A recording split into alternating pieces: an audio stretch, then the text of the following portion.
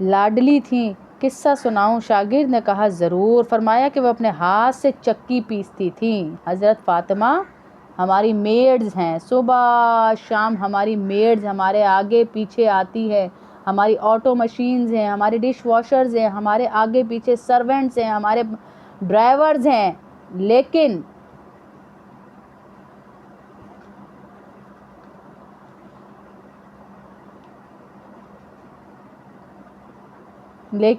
کیا ہے کہ اللہ رب العزت ہمیں کیا دے رہا ہے؟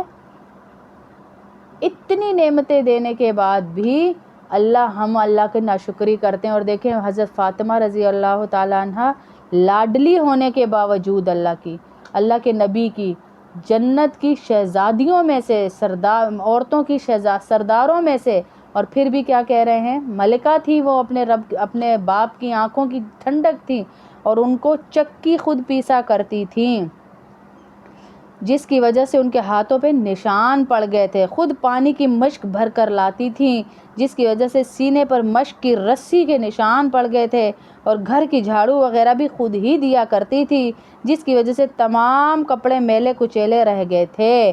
ایک مرتبہ حضور صلی اللہ علیہ وسلم کے پاس غلام باندیاں آئیں۔ میں نے فاطمہ سے کہا تم بھی جا کر حضور صلی اللہ علیہ وسلم سے ایک خدمتگار مانگ لو تاکہ تم کو کچھ مدد مل جائے۔ وہ حضور صلی اللہ علیہ وسلم کی خدمت میں حاضر ہوئیں۔ وہاں بہت مجمع تھا اور شرم مزاج میں بہت زیادہ تھی، واپس آ گئی۔ دوسرے دن حضور صلی اللہ علیہ وسلم خود تشریف لائے، کیونکہ دیکھا تھا نا اپنی بیٹی کو، دیکھا تھا کہ آئی ہے لیکن بات نہیں کی، تو سوچا کوئی بات ہوگی، خود تشریف لے گئے۔ کہ پوچھا کیا کرنے آئی تھی؟ شرم کے مارے چپ ہو گئی۔ میں نے عرض کیا یا رسول اللہ ان کی یہ حالت ہے کہ چکی کی وجہ سے، یعنی حضرت علی کہنے لگے کہ میں نے کہا یا رسول اللہ ان کی حالت ہے کہ چکی کی وجہ سے ہاتھوں میں گٹے پڑ گئے، اور مشک کی وجہ سے سینے پر رسی کے نشان پڑ گئے، ہر وقت کے کاروبار سے وجہ سے میلے کپڑے رہتے ہیں۔ میں نے ان سے کہا تھا کہ آپ صلی اللہ علیہ وسلم کے پاس کچھ خادم آئے ہیں، یہ بھی مانگ لیں، اس لیے گئی تھی۔ بعض روایات میں آیا کہ حضرت فاطمہ نے عرض کیا یا رسول اللہ میرے اور علی کے پاس ایک ہی بستر ہے، اور وہ بھی مینڈے کی ایک کھال ہے، رات کو اس کو بچھا کر سو جاتے ہیں، صبح اسی پر گھاس دانہ ڈال کر اونٹوں کو کھلاتے ہیں۔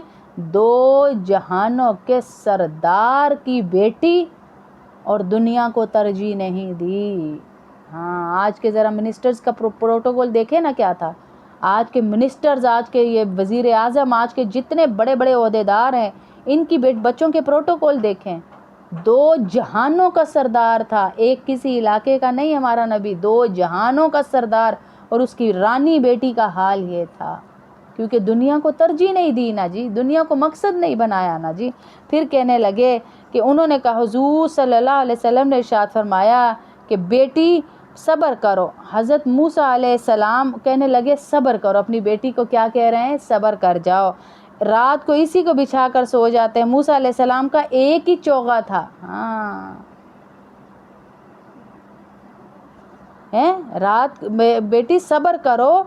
اب موسیٰ علیہ السلام کا بتا رہے ہیں کہ اس کا ایک ہی چوغا تھا، رات کو اسی کو بچھا کر سو جاتے تھے۔ تو تقوی حاصل کر اور اللہ سے ڈرو، اور اپنے پروردگار کا فریضہ ادا کرتی رہو، اور گھر کے کاروبار کو انجام دیتی رہو، اور جب سونے کے واسطے لیٹا کرو تو سبحان اللہ 33 مرتبہ، الحمدللہ 33 مرتبہ، 33 ٹائم، اور اللہ اکبر 34 یعنی 34 ٹائم پڑھ لیا کرو۔ یہ خادم سے زیادہ اچھی چیز ہے۔ حضرت فاطمہ نے عرض کیا میں اللہ سے اور اس کے رسول سے راضی۔ کہ نہیں کہا ابا جی مجھے دیں، یا ابا نے نہیں کہا علی تیرا کام ہے میری بچی کو خادم رکھ کے دے۔ میری جزاک اللہ، بہت شکریہ۔ سنتوں کا علم، اللہ رب العزت آپ لوگوں کو ایسے ہی ہم سے جوڑے رکھے، اور نظر بد سے بچائے، اللہ حاسدین کے حسد سے بچائے، اور آخرت کا ساتھی بنائے، جنت کا ساتھی اللہ ہم لوگوں کو بنا دے، آمین اللہم آمین۔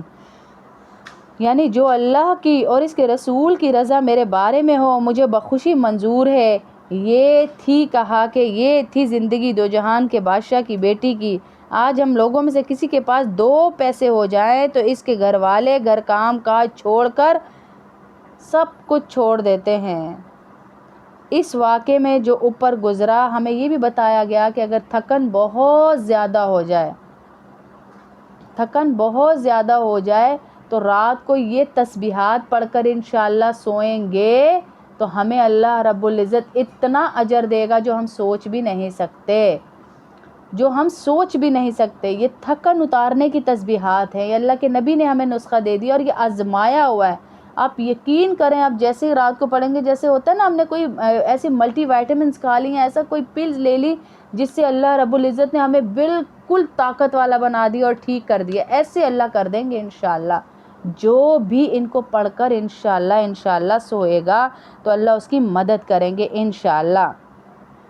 دوسری حدیثوں میں یہ بھی ہے کہ ہر نماز کے بعد بھی 33 مرتبہ یہ تینوں کلمے پڑھیں اور ایک مرتبہ لا الہ الا اللہ وحدہ لا شریک لہ لہ الملک ولہ الحمد وہو علی کل شیء قدیر، یہ بھی پڑھ لیں تو اس کا بہت زیادہ اجر ہے۔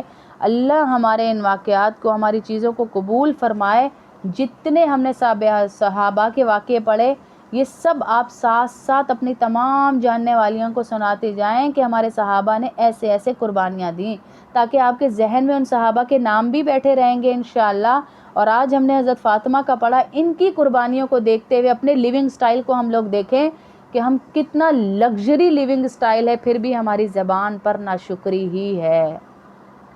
پھر بھی ہم ابھی اٹھتے ہیں، باہر نکلتے ہیں تو ہماری چپلیں ہمارے آگے ہماری میڈ رکھ رہی ہوتی ہے، ہم نکلتے ہیں ہمارے ڈرائیور کھڑے ہوئے ہوتے ہیں، ہم نکلتے ہیں ہمارے برتن دھلے ہوئے ہوتے ہیں، ہم نکلتے ہیں ہمارے کپڑے دھلے ہوئے ہوتے ہیں، ہمارے گھر سجے سجائے ہمیں مل رہے ہیں، پھر بھی ہمارے اوپر اللہ کی نعمتیں کھا کھا کے۔ ایک بزرگ سے کسی نے پوچھا، بھائی کیا ہیں اللہ کی نعمت، کیا حال ہیں؟ تو انہوں نے کہا حال کیا بتاؤں، کھا کھا کے اللہ کی نعمتیں جو ہے، زبان تھک گئی ہے، دانت تھک گئے ہیں، منہ تھک گیا ہے، پر زبان ہے کہ شکر کی طرف آتی ہی نہیں ہے، اللہ کا شکر ہی نہیں ادا کرتی۔ یہ نہیں ہے، وہ نہیں ہے، وہ نہیں ملا، یہ نہیں ملا، یہ نہیں آیا، وہ نہیں آیا، اس کی کمی، اس کی کمی، یہ اچھا ہو جائے، وہ اچھا ہو جائے۔ قبر کی مٹی ہی ہمارا منہ بھر سکتی ہے، ہماری خواہشات کو قبر کی مٹی ہی پورا کر سکتی ہے، اور کوئی نہیں کر سکتا بس، ہیں؟ تو ہم اللہ سے مدد مانگیں کہ یا اللہ